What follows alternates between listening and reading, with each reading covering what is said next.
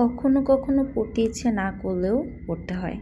আসসালামু আলাইকুম, আশা করছি সবাই ভালো আছেন। আমিও আলহামদুলিল্লাহ ভালো আছি। বার কাউন্সিল লিখিত পরীক্ষার যেহেতু ডেট দিয়ে দিয়েছে, সময় একদমই নেই, তাই পড়তে ইচ্ছে না না করা সত্ত্বেও পড়তে বসলাম। আমি কিছু টেকনিক বা টিপস বলতে পারেন ফলো করে তারপরে কিন্তু পড়তে বসেছি। মাঝে মাঝে যখন আমাদের পড়তে ইচ্ছে না করে তখন আপনারা এরকম কিছু টিপস বা টেকনিক ফলো করতে পারেন। এতে করে পড়তে ইচ্ছে না করলেও কিন্তু আপনি পড়তে বসে যাবেন।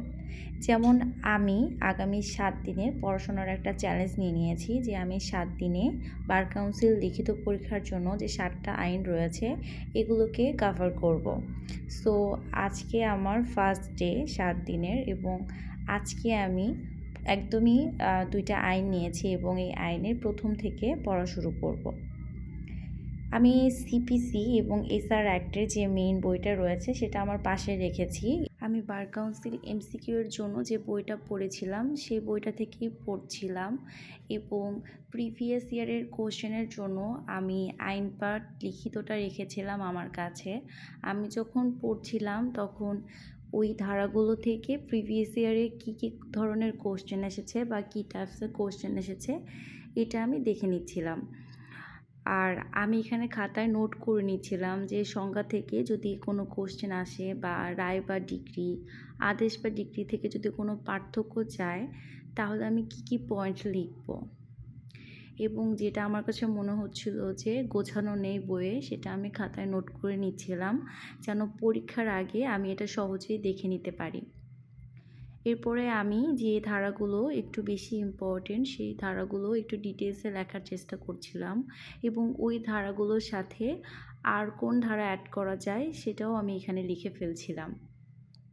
সো আমি এখানে ২টা বই পড়ছিলাম প্লাস আমি ২টা বই রেখেছিলাম। এভাবে আমি আমার সংখ্যাগুলোকে একদম পড়ে ফেলেছিলাম। তারপর আমি চলে গিয়েছিলাম ধারা ৯-এ যেহেতু এটা অনেক বেশি ইম্পর্টেন্ট ছিল। এরপর আমি সন্ধ্যার দিকে আবার পড়তে বসলাম। এখানে আমি ২ ঘন্টা ৫ মিনিটের টাইম সেট করে রেখেছিলাম এবং কি কি বিষয় আমি পড়েছি সেটা আমি একবার দেখে নিলাম আবার এবং তারপর আমি নতুন করে শুরু করলাম আদালতের এখতিয়ার নিয়ে। এবং আদালতের এখতিয়ার থেকে আমি যেটা দেখছিলাম যে প্রিভিয়াস ইয়ারে বেশ প্রবলেমেটিক বা ফ্যাক্ট বেসড করে কোশ্চেন দেওয়া হয়েছে। প্রশ্নে বেসিক্যালি বাদী কোথায় মামলা করবে এই বিষয়টি জানতে চাওয়া হচ্ছিল। সো আমি এখান থেকে খুব ভালো করে ধারা ১৬ থেকে ২০ পর্যন্ত পড়ে নিলাম যে কোথায় কোথায় মামলা করতে পারবে। সো এটাও আদালতের এখতিয়ারে ছিল, এটা আদালতের আঞ্চলিক এখতিয়ার ছিল। আমি সাথে সাথে আদালতের আর্থিক এখতিয়ার পড়ে নিচ্ছিলাম, তারপরে আদি এখতিয়ার, আপিল এখতিয়ার এই সব কিছুই আমি পড়ে ফেলেছিলাম। তারপর আমার কাছে মনে হলো যে একটা সাবজেক্ট পড়তে পড়তে আমার খুব বোরিং লাগছিল, তাই আমি ভাবলাম একটা মুসাবিদা লিখে ফেলি। তো আমি ১৫ মিনিটের টাইম সেট করে ফেলেছিলাম যে আমি একটা মুসাবিদা লিখব বার অর্ডার থেকে অসৎ আচরণের জন্য। তো সেখানে আমি টাইম সেট করে লেখা শুরু করে দিয়েছিলাম যে দেখি আমি আসলে কত মিনিটের মধ্যে এটা লিখতে পারি।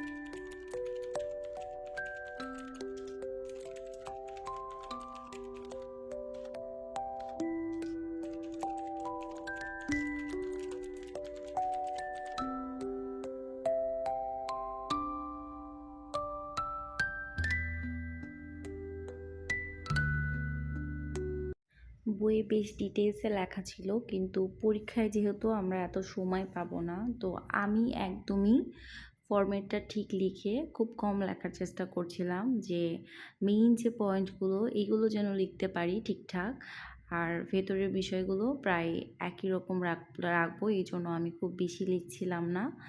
তারপর আমি দেখছিলাম যে ফাইনালি আমার আর ২ মিনিট সময় আছে, ২ মিনিট ৪০ সেকেন্ড। সো আমার একদমই লাস্টের দিকে সময় ছিল না, আমি খুব তাড়াহুড়ো করে লিখছিলাম যে আমাকে তো ১৫ মিনিটে লিখতেই হবে এনিহাউ। সো খুবই দ্রুত লিখছিলাম।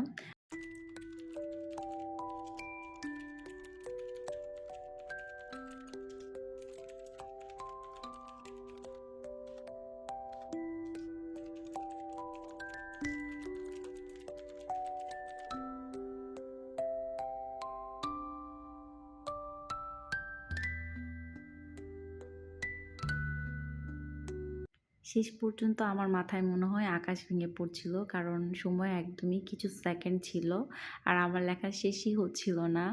সো পেজ শেষ হয়ে যাওয়ার পরও আমি পেজ উল্টানোর মানে সময়টুকু আমার হাতে নেই, বাট ফাইনালি আমি এটা কমপ্লিট করতে পেরেছিলাম timely. Thank you for watching this video. আসসালামু আলাইকুম।